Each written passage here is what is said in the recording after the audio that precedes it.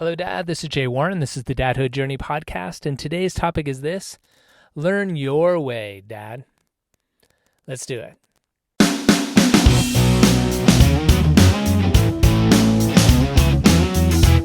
Hi, my name's Nico, and you're listening to my dad, Jay Warren. This is the Dadhood Journey podcast. Thanks for listening. Pretty good. Now can we listen to it? Yep.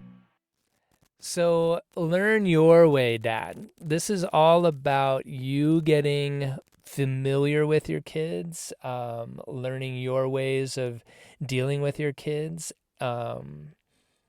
learning the things that you love doing with your kids and that you know that you dislike doing with your kids, or that you're just not really good at with your kids yet.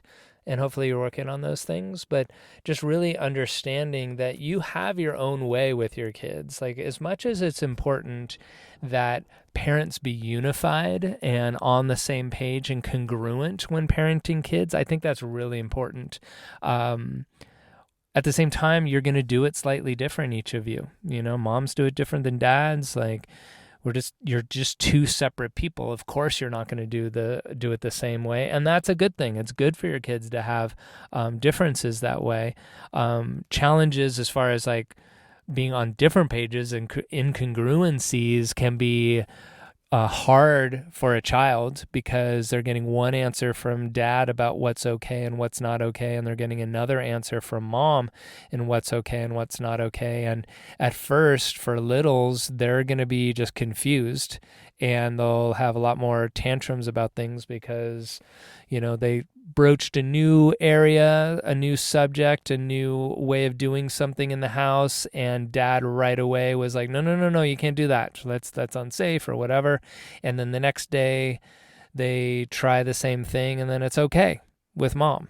And then they're learning to do that it's okay that day. And then the next day they do it around you again, and you say, like, geez, I just said not to do this. That's not okay. And then they're getting mixed messages. But then as the kids get older, then the kids will start to know, okay, I can do this with mom and I can't do this with dad. But if I want to get this, I'm going to ask dad, because I know mom will say no and dad probably will say yes.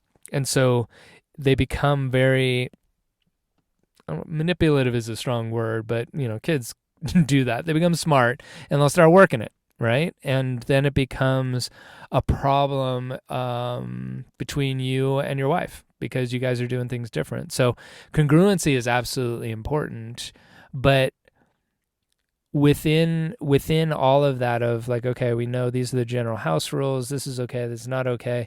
Learning your own way means like doing the things that you like to do it and talking with them in the ways that you do it. And you got to learn by mistakes, right? And I see all too often in my practice, and the dads I talk to, but even more the moms that I talk to, is that moms, especially in the first 2 years, are like really in charge, and they're in charge of feeding and all kinds of things that dads just physically can't do. But, they take charge in that way. And sometimes moms won't let dads, one, do it their own way or find their own way.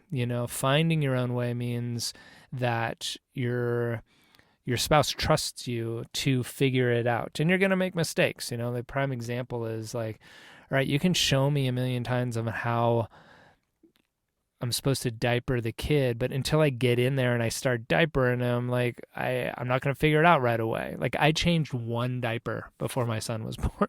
One diaper before my son was born. And guess what? I got a lot of practice in. And yeah, I screwed up at 2 a.m. Like, I'm just dead tired. I'm changing him. And I'm like, why are these diapers not going on? Like, these stupid tabs, I got to take them back tomorrow. Why would they make tabs that don't stick? And I got the diaper on inside out because I'm using the back part of the tab. It's not working because I just did it wrong, And I was frustrated by that at 2 a.m. the next morning, and now I'm obviously laughing about it. But That's a really small example, but as far as like eating choices and how to get your kids to finish foods that they don't want to, or if your kid's like mine, that's a super slow eater, like how do you get them to eat? Like you're going to have your ways of doing that are different, and bedtime routines are different with dads than they are with moms. But it's really important for you to obviously find your way, but to set the space and have the conversation with your spouse to explore that and to be allowed to find your own way and allowed to have your own way. That's a big communication thing that, again, as I've heard from a lot of moms, yes, they're taking control, and some moms can be overprotective, but a lot of times, honestly, what I'm hearing is that dad's not stepping up to do things. They're maybe wanted to at first and then got overcorrected and criticized and like, all right, let me just do it. It's taking too long, or you're not doing it right, or whatever it is. So then you stop trying. And then they're slowly resenting you for not doing anything when it comes down to it, they had a hand in creating the situation where you're not doing anything. But when it comes down to it, it's your responsibility, Dad. Like, step in and start making efforts, start trying, have the conversation when things don't go perfectly of, hey, I'm trying, I'm figuring it out. Like, how can you help me? Or I'll be able to do this. Don't sweat it. Those things make for family life to be a lot easier. And there's going to be times where like your kiddo just needs it a different way, right? So another example in my life, like bedtime has typically been a thing that I do with Nico, and we get in a rhythm and I'm kind of directing him and it's working, and we have bedtime. I'm a little more patient at the end of the night, so that those little times are like, all right, we're finally in bed reading books, and then he wants to get up and like look at his Lego. Like, I'll let him run with that for a second because I know he'll come back, versus with his mom, like it just that frustrates her, and then it becomes more of a battle, and it's just not fun. But tonight is a perfect example. I'm recording this at night, that he just wanted mommy, and they did bedtime. They did it really awesome. Toothbrushing was easy. They took a bath, toothbrushing, got dressed, in bed, reading books, little giggles as the light turned out, and then he crashed out, and he just wanted mom, and mom did it in her way, and that's what he needed, and it worked really well. So in the bigger scheme of things, like there's always going to be new things that come up, like as they advance and grow and change, there's going to be room for both of you having your own ways, and different ways are good, as I said. And then also, to wrap up, that your own way is important. Instead of trying to copy her way of doing things.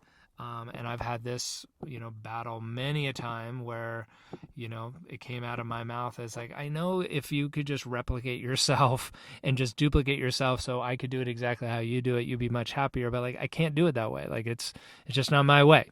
And, we sort ourselves through that, but having two parents that are doing it their way that they feel good about is really important for the kids and for the functioning of the family, rather than having one person do their way, which works most of the time, sometimes doesn't, and then there's no alternative, and then you're just all screwed. It's not going to go well. So think about that. Think about things that you're doing that's working really well. Think about things that you could work on more. And if you do find yourself in a space where either you're not trying, step up and try, or if you're not trying because you're afraid that you're going to get criticized again, that you're not doing it right, you're taking too long, or, oh my God, this and that, then have the conversation and say like, hey, I know this isn't working for you, but I need to find my way, and work on it together. It'll make a huge difference, I promise. So until next time, take good care of yourself, take care of your family, and we'll connect on the next episode. I hope you enjoyed that episode. You can hang out with other dads in our Facebook group. Just go to Facebook, search for the Dadhood Journey, and apply to get in. see you there. And see you on the next episode. Thanks for listening. Bye. Perfect. Here we go, Dan.